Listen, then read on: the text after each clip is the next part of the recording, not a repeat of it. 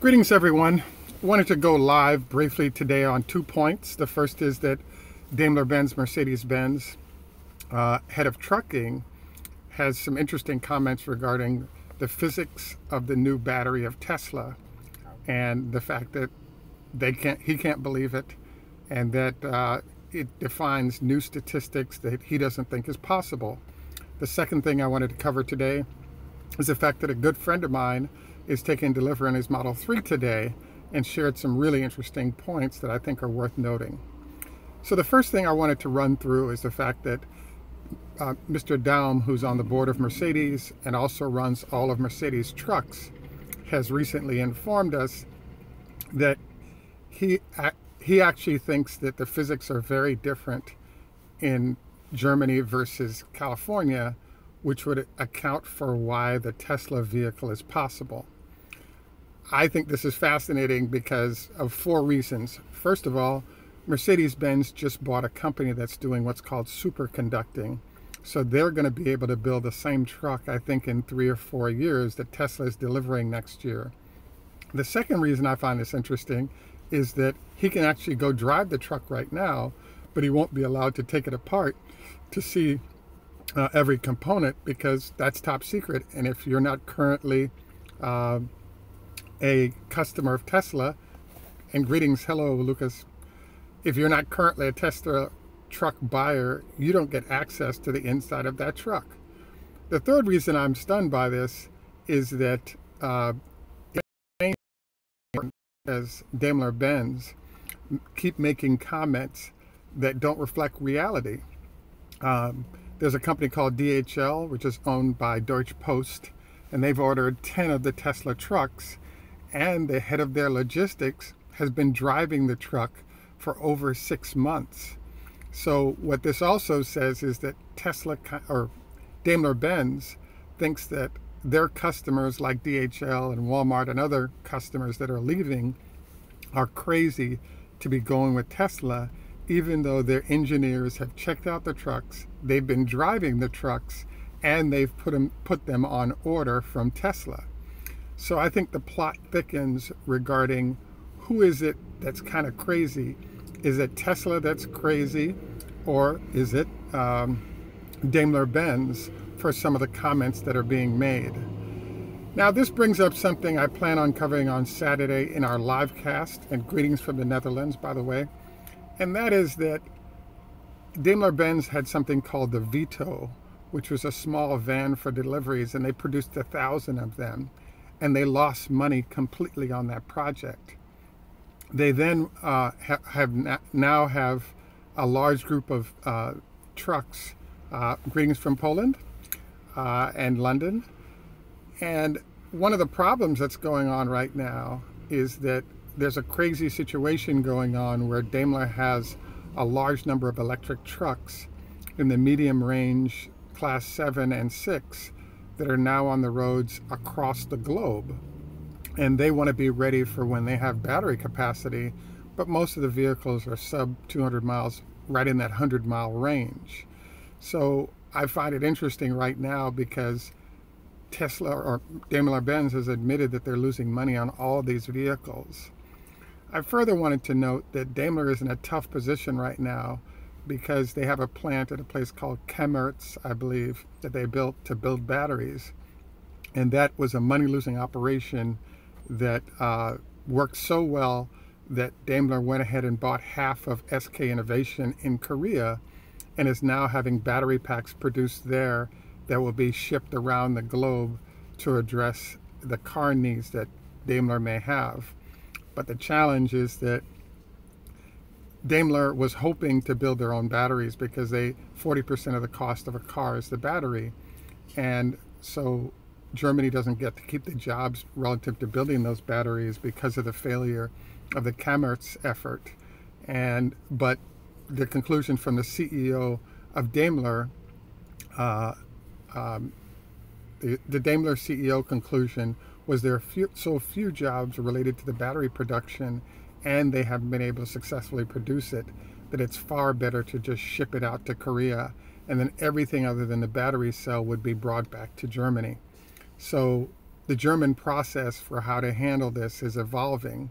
What's amazing is that Daimler and company have not caught up with the battery specs of the Model S, which has been out for almost 8 years. And so it's turning out to be a colossal disaster. I believe Daimler's in the $1 to $2 billion spent thus far, and no win relative to Tesla. The question regarding the physics is that basically currently there is no battery that allows a semi-truck to go 300 to 500 miles that's on the market. So the head of Daimler Trucking is claiming that Tesla's claim that he can do this is sort of bad news, not viable. So I think the whole discussion going back and forth is really interesting. Daimler is an important entity because they're the largest truck manufacturer in the world. They have 40% of the US market, and they have a global footprint, and they have a large number of their customers that are moving over to Tesla in the form of orders that are known, and there are a large number of orders we actually don't know about. So I'll keep you posted on my Tesla and Daimler dialogue, but basically Daimler doesn't have access to the Gigafactory produced superconducting batteries that are going to go in the Semi, and because they don't, they're defining it as impossible physics that Tesla is suggesting.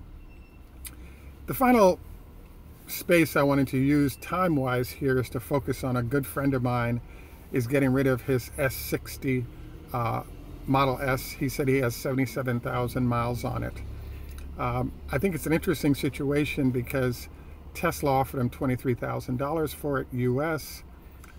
He was able, after 6 days, to sell it for $33,000 to another person, and he's going to use that money to finish off the purchase of his Model 3 this afternoon. Other details that came in suggested that you should be aware of the fact that they're producing at about 500 cars a week right now. His car is around 4,500, and they started production late December. So we were hoping that we're getting 1,000 a week out of it. But bottom line is we're in the range right now of 500 units a week being produced, and hopeful that that number can get up from here. I want to also encourage you to review your options. I talked with my friend about the choices he had and what he made.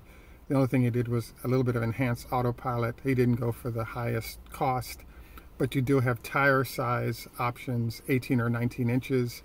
And I'd recommend the narrow tire because it lays down less, it's less of a footprint, so you basically get better gas mileage the thinner the tire is, but you get better performance the wider the tire is. So that's one of the few options that's available with the premium package. I was also, bottom line is that, 50% more if you sell it yourself was sort of interesting news. He shared that he was getting rid of the S, one because he liked the Model 3 and the range that he didn't have with his S60, but he also shared that he was looking forward to getting back within the Tesla envelope of having warranty again. So the tip for the day that comes out of this whole discussion is you may want to go ahead and sell the vehicle yourself versus trying to sell through Tesla, because you probably get 5 to 10 grand more for the vehicle if you sell on your own. And it seems like the market's pretty strong in terms of people seriously wanting to get into Teslas at lower prices as people are rolling out of the Model 3. Another data point he shared was he does have a friend who's selling his Model 3 at cost, and so it looks like the market has crashed for the value of selling Model 3s right now, notwithstanding the comment where one of the German manufacturers paid 3 times list to get 2 Model 3s shipped to Germany so they could pull them apart and drive them. So if you have friends in Germany or one of the manufacturers, you might be able to get double or triple the price of your vehicle, but it looks like that ship has sailed and we're now doing cost. One of the problems that sellers of the Model 3 are having right now is if you sell the vehicle now, the new buyer doesn't get the tax credit. So there's some loss there that they take. Hence, it's probably more cost efficient for them to go ahead and stick with the order. So I think it's an interesting situation. Again, I think the takeaways are be aware of all your options and selecting them before you order. Number one. Number two, definitely if you're an owner of an X or an S, you may want to try the open market on your own before selling it to Tesla, because you get way more money out of the deal that way. Looking forward to any and all of your comments. This is a brief post on Saturday at noon Eastern. We'll be back in action again with the next in our series of lessons directly from the folks at Tesla in terms of where we're headed in the whole electric marketplace. This is a brief session, I realize, but wanted to get the news to you hot off the press for those who are wondering about the production rate and speed, as well as optimizing the sale and purchase. It also suggests that what the used market might look like in terms of pricing of vehicles somewhat. So you never know how the information can be used. Wanted to thank you guys for taking time out. I see a number of comments from Texas and London by way of Poland and the Netherlands. I want to thank you all for taking the time out to visit with us today.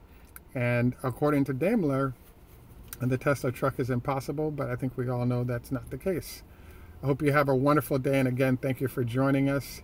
It's a cloudy, rainy day here in Washington, D.C. area, but look forward to any and all comments beneath, and look forward to any support you guys want to do with Patreon would be helpful. Once again, actually, I see a comment here from Lucas. In terms of changes to the Model X and S, I don't see anything happening for another year or two, because they've got their hands full trying to get this factory under control with the Model 3. I do believe that we're probably 2 years away from this happening in terms of a changeover of what they're doing with those vehicles. So do not expect anything right away, because the truck and the Model 3 and even the Roadster, I think, take precedence. So that's kind of what I see happening. I'm hoping that we can get ramp up to 1,000 to 2,000 cars a week over the next 4 to 6 weeks. We're not there yet, but that's the journey we're on, and I'm hopeful we see that. Just want to see if there's any other questions. Yeah, Daimler's claiming that Tesla isn't following physics because nobody can buy the Tesla battery right now that's on the market. So hence, there's an assumption that it's impossible. So that's, I think, what the deal is. Anyway, guys, again, thank you. I look forward to your questions underneath. We'll respond, and hope you have a wonderful day, and look forward to any and all comments about this. Tschüss, macht's gut, au revoir, lehitraot, choda hafez, walk good man, and enough respect.